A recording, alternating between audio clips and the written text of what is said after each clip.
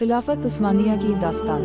खिलाफत उस्मानिया जो तकरीबन 6 सदियों तक कायम रही, तारीफ की सबसे बड़ी और सबसे तवील अरसे तक कायम रहने वाली सल्तनतों में से एक थी। इसकी बुनियाद उस्मान अव्वल ने 1299 में रखी और उसने अपनी उरूज की हालत में 3 बराज़मों पर हुक्मरानी की। आगाज़ उस्मानिया सल्तनत की इब्तिदा तुर्की के एक छोटे से इलाके से हुई।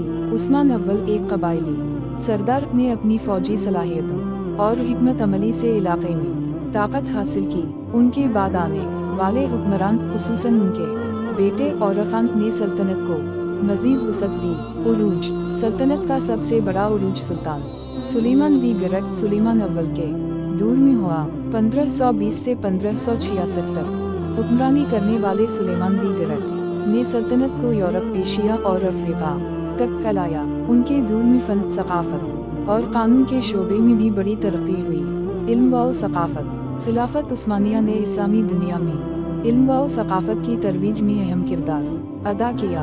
उनके दौर में बड़ी बड़ी मसाजिद, मदरसे और कुतुब खाने बनाए गए। सुलेमानी मस्जिद जो कि इस्तांबुल में वाक़े है, उस्मानी फन तामीर का शाहकार है।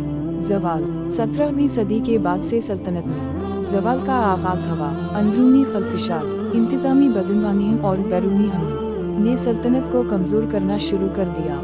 19वीं सदी में सल्तनत को यूरोपी ताकतों के दबाव का सामना करना पड़ा और बिलाखिर पहली जंग अजीम के बाद 1922 में खिलाफत उस्मानिया का खात्मा हो गया।